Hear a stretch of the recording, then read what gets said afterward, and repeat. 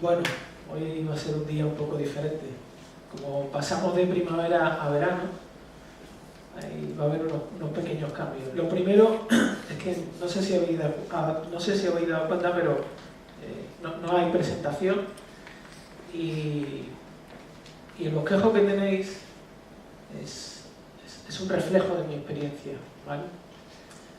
Y no la voy a compartir ahora, la entenderéis cuando avancemos un poquito. Así que lo primero que vamos a hacer es leer los versículos del 13 al 18 del capítulo 8 de Nehemías, ¿vale? Así que os pido que me acompañéis.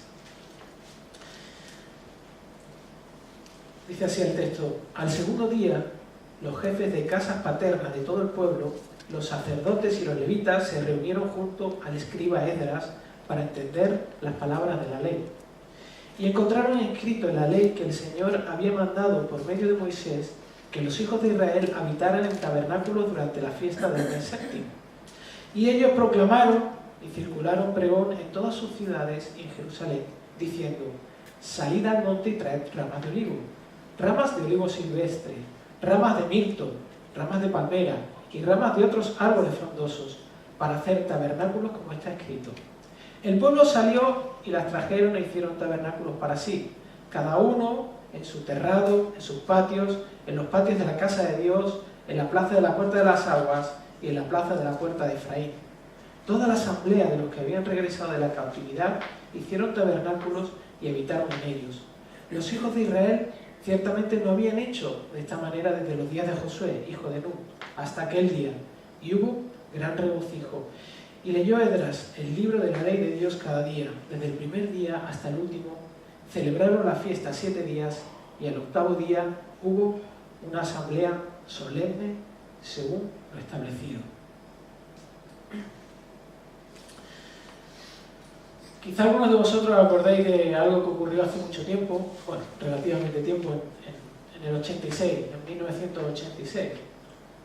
Y seguro que os sonará Chernóbil, una de las mayores catástrofes que ocurrió en Rusia, cuando una central nuclear pues, tuvo un problema con uno de sus reactores y eso provocó que estallase, y eso liberó una radioactividad 500 veces mayor que la radioactividad de la bomba de Hiroshima, que todos conocemos, el impacto que tuvo, ¿no? A pesar de haber pasado ya 31 años desde aquello, aún sigue siendo imposible estar cerca de aquella zona, es imposible. Han construido, cuando se produjo el problema lo que hicieron fue construir una especie de sarcófago metálico que colocaron para evitar que la radioactividad fuese afectada a lo que había ahí alrededor. Obviamente siguió afectando, hicieron otro sarcófago y han vuelto a hacer otro, o sea, hay 3 colocados para evitar que la radioactividad afecte. Es imposible acercarse allí, a aquella zona, y que no, de alguna manera no haya producido la radioactividad un efecto en tu cuerpo. No me refiero a algún tipo de enfermedad, pero sí sabéis que uno cuando está cerca de la radioactividad acaba convirtiéndose en alguien radioactivo también, ¿no? Y tiene que pasar por un proceso de descontaminación. ¿Por qué quiero hablaros de la radioactividad? Bueno, la palabra de Dios tiene ese efecto. Si no tiene ese efecto en ti, algo está fallando, hay algún problema, ¿no? La palabra de Dios tiene un efecto en nosotros cuando toca nuestra vida, cuando toca lo más profundo de nuestro ser, ¿no? Y ya lo vimos un poco el domingo pasado, ¿no? Cómo cuando Esdras abre el libro de la ley y empieza a explicarlo y a hablarlo, justamente después de haber terminado de construir la muralla, eso produce una reacción en todo el pueblo, ¿vale? Afecta a todas las personas que estaban allí, adultos y niños. Y sabemos ya que ese efecto fue un efecto de convicción de pecado, de llanto, pero también, por otro lado, hubo un efecto de alegría, de fiesta. Dice el capítulo, o los versículos anteriores, mejor dicho, el versículo 12, dice que todo esto, toda esta mezcla de dolor y de alegría culminó en una fiesta, ¿no? Habla de una fiesta. Y así terminó el primer día. Y el texto que vamos a mirar hoy, que acabo de leer, nos va a seguir describiendo algunos de los efectos de la palabra de Dios, del poder de la palabra de Dios, ¿no? La radioactividad de la palabra de Dios, ¿no? Cómo esto afectó a las personas. Debemos entender que hay un aspecto que tiene que ver con la manifestación externa que se ve en los anteriores versículos, pero los versículos que continúan a partir del 12 hacia adelante, en los siguientes capítulos, nos manifiestan efectos que fueron más profundos, ¿vale? Nos ayudan a entender cuáles fueron las consecuencias de cambio profundo en el pueblo judío que había estado expuesto a esto, ¿no? Y esos cambios son en muchos casos radicales, ¿no? Y yo en este texto, después de mirarlo con cierto detenimiento y con cierta desesperación también, tengo que compartirlo con vosotros, me gustaría compartir que viéramos tres principios que yo básicamente. El primero de ellos lo encontramos en los versículos del 13 al 14, donde vemos que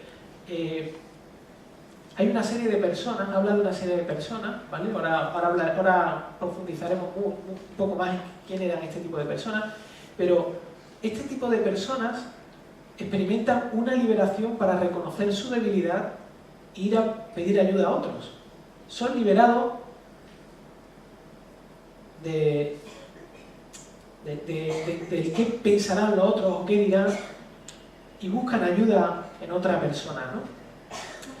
Dice Nehemías, justamente cuando escribe estos versículos, cuando lo expresa, dice que había tres grupos de personas que se acercan a Esdras, ¿no? Dice el versículo 13 que había los jefes de familia, los sacerdotes y los levitas, ¿no? Y estos van a hablar a Esdras para pedirle algo. Pero realmente, ¿quién eran estas personas? ¿Quién eran estos tres grupos de personas? ¿Vale?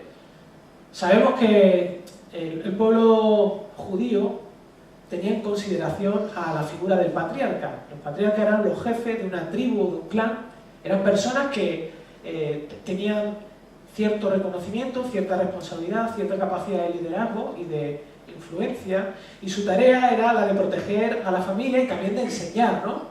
Y resolver los problemas de familia. De hecho, estos patriarcas debían resolver los problemas de familia a la luz de lo que Dios había establecido en su palabra, en la ley, ¿vale? Esa era la fuente de conocimiento y de sabiduría, ¿no? Luego estaban los sacerdotes, que eran los expertos en todo lo que tenía que ver con los cultos a Dios, ¿no? Dirigir los cultos, las ceremonias. Ellos tenían que saber cómo hacer los sacrificios, tenían que conocer muy bien todo esto. Ellos debían conocer la ley de Dios, ¿vale? Y su función era la de ser intermediarios entre el hombre y Dios mismo, ¿no? Dios mismo los había puesto a ellos, ¿no? Como figura de Cristo, sabemos. Y luego estaban por otro lado los levitas, que eran los ayudantes de los sacerdotes, se encargaban del mantenimiento del templo, y ellos también debían conocer las leyes rituales de cómo manejar todos los utensilios del templo, ¿vale? O sea, concluimos con el hecho de que estas personas que se acercan a Esdras deberían conocer y aplicar la Biblia, debían saber cómo utilizarla, debían saber cómo era Dios, ¿no? Incluso encontramos en Deuteronomio que uno de los mandamientos que Dios le dio a Moisés es que todo el pueblo de Israel mantuviese la ley de Dios y la repitiese, indagase en ella y se la repitiesen a su hijo, y que fuese algo que dice que tenían que llevarlo colocado, escrito, etcétera, etcétera, ¿no? De hecho, tenían que incluso, dice, como decía, atarlo en una mano, tenían que ponerlo entre sus ojos, tenían que escribirlo en postes de su casa, tenían que estar de alguna manera expuestos a la ley de Dios, a la verdad de Dios. Y es muy interesante, es algo que a mí me llevó mucho la atención, es que estas personas que tenían una posición de reconocimiento, la posición de liderazgo, que normalmente las personas que están en ese tipo de posición de liderazgo son más difíciles de cambiar, son más duras, tienen unas convicciones más fuertes, pues justamente este tipo de personas no tienen ningún problema en ir a Esdras y pedirles que lo ayude a entender la ley. O sea, no tienen ningún problema en ir a Esdras y decirle, está bien, hemos escuchado cómo la ley de Dios ha producido un efecto en el pueblo, y nosotros estamos en una condición en la que necesitamos profundizar e indagar más. No nos importa lo que somos. Queremos conocer más a ese Dios. No me importa que nosotros tengamos una posición... No me preocupa, no me da vergüenza, ¿no? ¿Qué es lo que motiva a estas personas, ¿no? Y como he dicho, el versículo 13 nos da la pista. Necesitaban entender y conocer. Para ellos, redescubrieron a la persona de Dios, ¿no? A través de su ley. Y eso era más importante para ellos que su posición de liderazgo, que lo mirasen y dijeran, ¿cómo puede ser que un sacerdote, imaginaos, cómo puede ser? Es como si, no sé, es como si alguna de las personas, una persona muy conocida, que da conferencias en el ámbito cristiano, en un momento determinado la viese acercándose a otra persona que aparentemente no tenía el mismo nivel y aprendiendo cosas de ella, ¿no? Y finalmente, el tipo de corazón que Dios valora es ese, el corazón de aquellas personas que son capaces de reconocer que no lo saben todo y que necesitan crecer constantemente en el conocimiento de Dios, necesitan estar expuestos a esa verdad y ser cambiadas por ella. Y reconocen que otras personas, que quizás no han llegado a donde ellos, pueden ser usadas por Dios para poder conocer aspectos más profundos. Finalmente, lo que movía a estas personas era la pasión de conocer a Dios más, de buscarlo, como he dicho antes, ¿no? Igual que cuando despiertas, encuentras a la persona con la que entiendes que Dios te ha permitido pasar el resto de tu vida, ¿no? Cuando tienes tu novio o novia y que lo que más te interesa es saber qué cosas le gustan a él o a ella, porque quieres agradarlo, quieres su compañía, valora su compañía y no te importa dejar otras cosas que antes eran muy importantes para ti, ya no te importa abandonarlas, porque realmente tu finalidad, tu objetivo, tu pasión es conocer a esa persona que está a tu lado, poderla conocer y poder tener su compañía. Quieres saber qué es lo que le gusta y qué es lo que no le gusta, ¿no? Quieres compartirlo con ella, ¿no? Igualmente, esta persona había empezado a experimentar eso en su corazón con respecto a Dios, y es lo que buscaba. Es muy interesante que dice el versículo que estas personas no solamente fueron a pedirle ayuda a Esdras, sino que estudian la Biblia juntos. ¿Por qué? Porque dice en el versículo 14 que juntos encontraron algo que decía la ley de Dios. O sea, descubren la ley de Dios juntos. Descubren la voluntad de Dios. Hacen una cosa que se llama teología, la hacen en comunidad. ¿Por qué hacen esto? Y me resulta muy interesante porque hacer este tipo de teología, ¿qué es lo que hacemos nosotros cuando nos reunimos a estudiar la Biblia? Nos protege de tomar conclusiones erróneas. Esto nos protege para concluir con cosas de forma privada, ¿vale? Nos protege de leer mal la Biblia, porque todos tenemos la capacidad de poder estar influenciados por nuestra cultura, lo que hemos recibido, nuestra experiencia, la vida, nuestros gustos, etcétera, etcétera, etcétera. Todos estamos afectados por esto. Pero hay otro aspecto también que veo en estos versículos, y tiene que ver con algo que a lo largo de todo el libro de Nehemías he visto, y es que Dios despierta en Nehemías una pasión por él y utiliza la posición que tiene Nehemías de influencia para llevar a cabo la restauración de los muros de Jerusalén. Igualmente, en este texto Dios despierta pasión por él en los líderes y lo usa para influenciar al pueblo judío. Porque los líderes no solamente buscaban a Dios para tener un encuentro y conocerlo, sino también para enseñar a otros. No sé si has pensado esto alguna vez, pero Dios te va a utilizar a ti en el sitio donde estás, va a usar tu influencia, va a usarlo para Él, ¿no? Y va a utilizar la capacidad que tienes de influir sobre otro.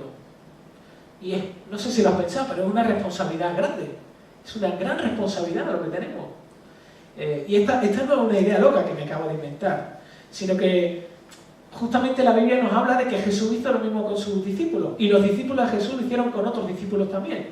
Dios se valió de la influencia real y utilizó a estas personas para que el Evangelio pasase de uno a otro. De hecho, si tú te paras a pensar, seguramente, no sé si el 100% de lo que estamos aquí, pero la gran mayoría hemos recibido el Evangelio por influencia de otras personas. Hemos conocido a Cristo porque otra persona que tenía influencia en nosotros, o una amistad, o familia, esta persona compartió a Cristo en nosotros. Y probablemente las veces que has crecido más en tu cristianismo, en tu conocimiento de Cristo, en tu amor a Cristo, ha sido porque una persona cercana a ti ha podido influenciarte en ese aspecto, ¿vale? Así que, Cuando pensamos en la influencia y el liderazgo, siempre solemos convencernos o pensar de que eso no va conmigo, o sea, yo no puedo influir en nadie. Esto solamente le pertenece a los profesionales. Esto solamente es algo que, bueno, solamente los pastores o ancianos, misioneros, evangelistas, bueno, esta gente que tiene cierto nivel de visibilidad, gente que tiene verborrea, que sabe hablar bien, gente que tiene mucha capacidad, gente que tiene un conocimiento, que estudia en la universidad o está en el seminario. Es decir, concluye que solamente los profesionales son los que tienen influencia. Pero hay un aspecto que es cierto, o sea, Dios da distintas capacidades a cada uno de nosotros para que las podamos usar. Y algunas personas reciben dones con más visibilidad, más responsabilidad, otros no.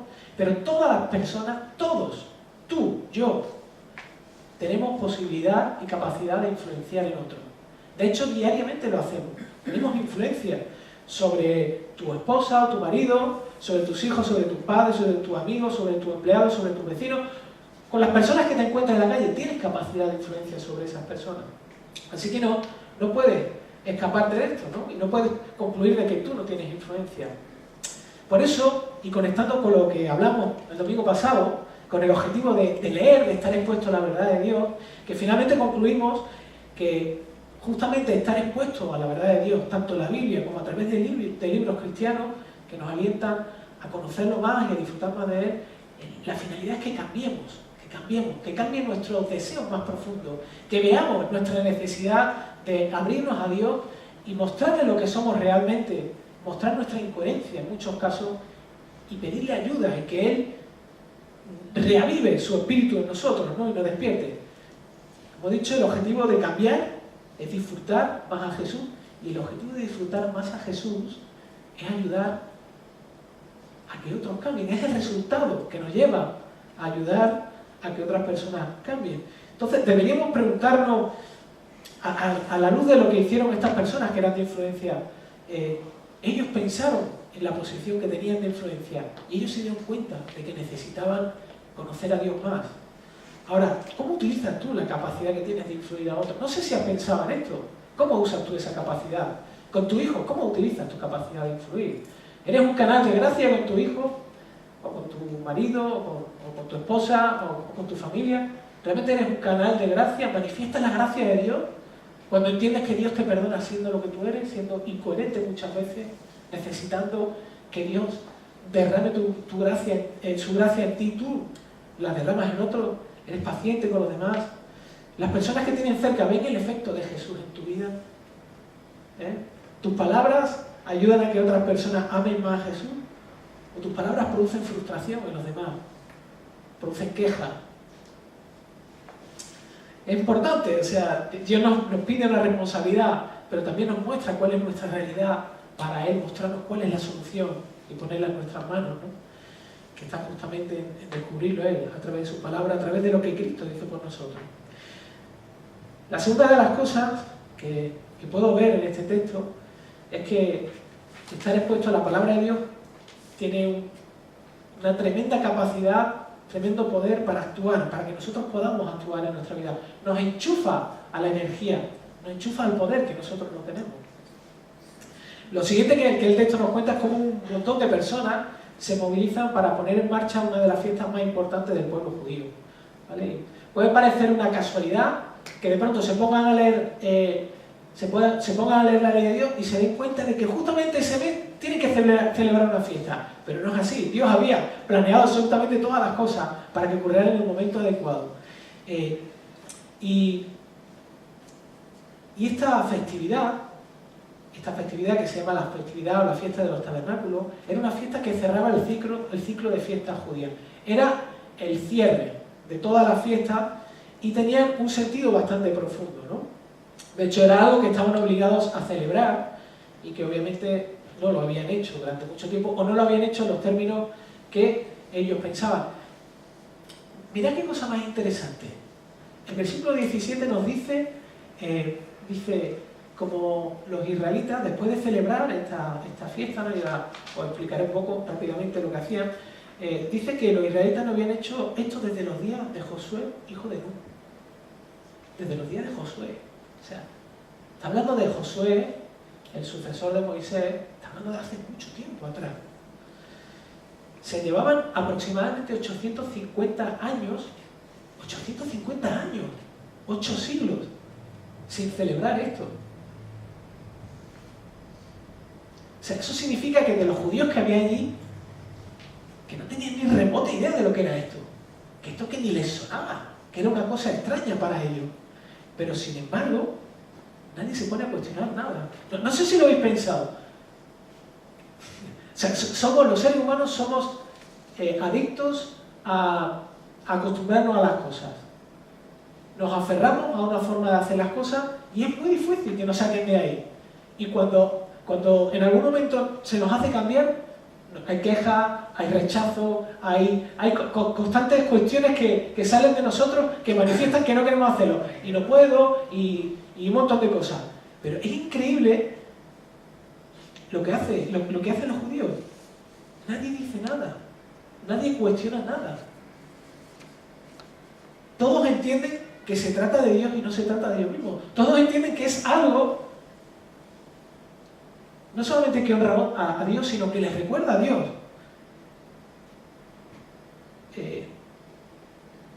Se ponen todos a juntar palitos. Salen todos, salen los líderes y salen los judíos a coger ramitas y a hacer unas cabañas para vivir allí dentro, ¿no? ¿Y sabéis cuál es la consecuencia de hacer esto? La consecuencia de hacer algo para Dios, es alegría. Lo dice el versículo 17. Eso produjo alegría. La obediencia produjo alegría. ¿Pero por qué? No porque obedecieran a Dios porque tenían miedo, sino porque obedecieron a Dios porque estaban experimentando el resultado del bueno que era Dios, de entender lo que Dios había hecho, lo que estaba haciendo. Lo había traído otra vez a Jerusalén, había permitido que se reconstruyesen las murallas y estaba haciendo una obra dentro de ellos para que ellos pudieran experimentar el amor de Dios hacia ellos. Y los impulsó a querer servir, sin importar en qué y sin buscar reconocimiento, porque ya tenían lo que necesitaban. Ese es nuestro aliento. Por eso uno de nuestros valores es servicio genuino, un servicio que no está basado en el temor, ni en tener que cumplir, ni en tener que hacer las cosas porque los demás me vean, que obedecer a los líderes que me vean, que ellos quieren que haga algo, no, sino que es la expresión de entender lo que Dios es en mi vida y lo que Dios ha traído a mi vida y lo que quiere traer y lo que quiere hacer y lo que está haciendo. Y lo último que quiero compartir con vosotros, y vamos a terminar prácticamente porque hasta aquí ha llegado lo que el Señor ha querido que yo pueda descubrir en estos versículos, es el hecho de que estar expuesto a la palabra de Dios lo que hace es despertar hambre de la misma. Muchas veces cuando nos encontramos, hemos estado hablando esta mañana, ¿qué pasa cuando no tengo ganas de tener un encuentro con la verdad de Dios, ¿no? Me cuesta. Lo primero que pienso es, bueno, cuando me encuentre mejor, lo haré. De momento, no. Hay veces que uno necesita, y no es lo ideal, porque voy a contradecir lo que estamos diciendo durante mucho tiempo, no es lo ideal. Lo ideal es que la palabra de Dios sea un tesoro para nosotros y que nos aliente, que nos acerque a ella y que deseemos profundizar en ella y que disfrutemos de nuestro tiempo a solas para que nos lleve a un encuentro verdadero con el Señor. Pero hay veces en las que estamos totalmente ciegos y necesitamos ayuda y necesitamos disciplinarnos y necesitamos acercarnos a Dios pidiéndole perdón y como hizo el salmista en el Salmo 42-43, expresar nuestra necesidad del agua de Dios, gritar, llorar, porque tenemos la seguridad de que el Señor va a responder, aunque no lo veamos, aunque no estemos convencidos. Él no va a fallar como nosotros, Él no va a perder la pasión como nosotros. Así que acercarnos a la palabra de Dios nos da el regalo protector de experimentar más hambre por Él, de ver nuestra falta de aprecio por su verdad. Esdras estuvo leyendo al pueblo durante todos los días. 7 días. 7 días leyendo. Os explico, lo que ellos leían no tenía el Nuevo Testamento. O sea, posiblemente fuera el Pentateuco. En el Pentateuco hay libros bastante... está número, ¿verdad? ¿Hacéis vuestro devocional en el libro de Números? Pocas personas creo que lo completen. No sé si lo habéis pensado. 7 días leyendo la verdad de Dios.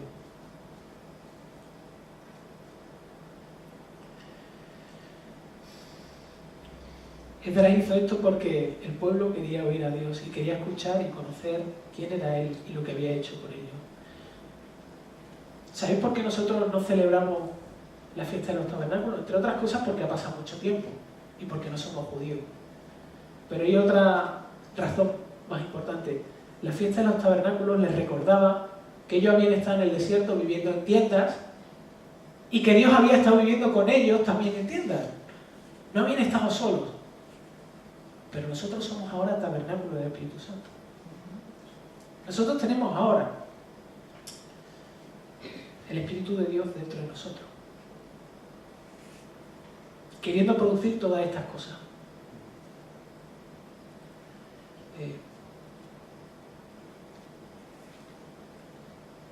¿Por qué os he dado una hoja hoy en blanco? Bueno, a veces el Señor hace cosas extrañas. Te pone en situaciones y te quita todos los recursos que tú tienes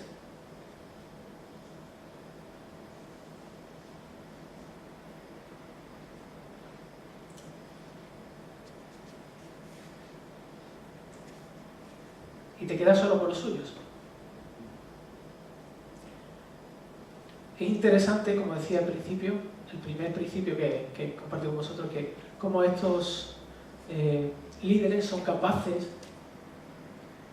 de exponerse y demostrar que no saben.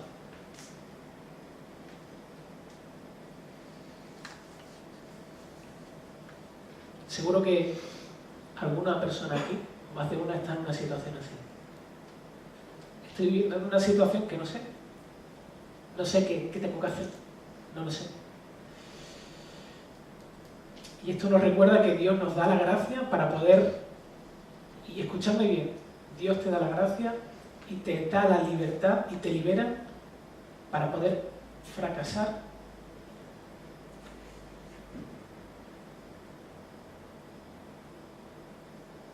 y disfrutarlo en Él.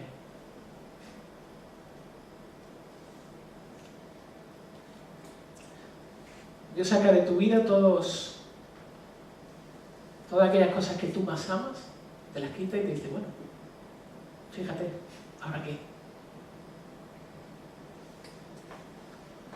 Y no te queda más que usar sus recursos. Así que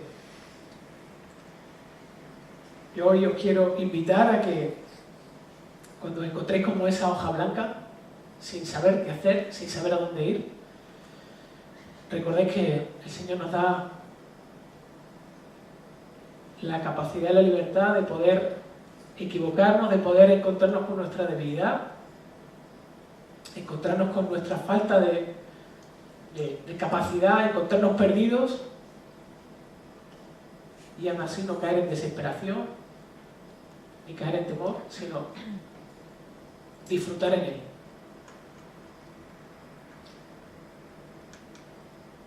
¿Os parece que oremos?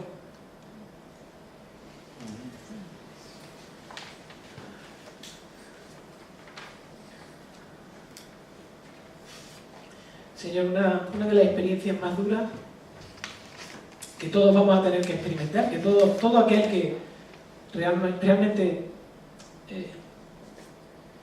exprese que te ama, que realmente manifieste que quiere amarte más y que quiere conocerte, será tomar su cruz y seguirte.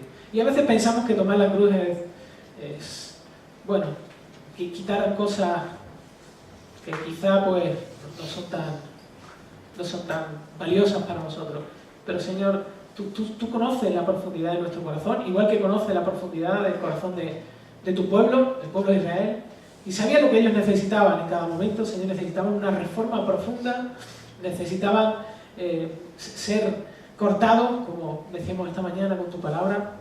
Y Señor, yo te pido que en medio de las situaciones que vivamos, cada uno en su sitio, en su lugar, no las conozco bien, conozco la mía, pero obviamente de forma diferente cada uno de nosotros tenemos que lidiar finalmente con confiar en que tú eres bueno, Señor. Confiar en que hay veces que tú las cosas no las apartas de nosotros, sino que en medio de ellas, Señor, nos das la pasión y la confianza para hacerla y finalmente disfrutar de nuestro fracaso,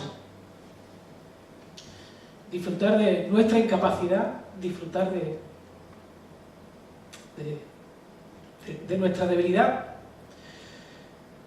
y finalmente concluir como Pablo, que en medio de estas cosas tú te manifiestas, Señor. Así que yo te pido, muy especialmente hoy, que es un día un poco extraño, diferente a todos los demás, Señor, que tu Espíritu sea despertado dentro de nosotros, Señor, y que finalmente concluyamos que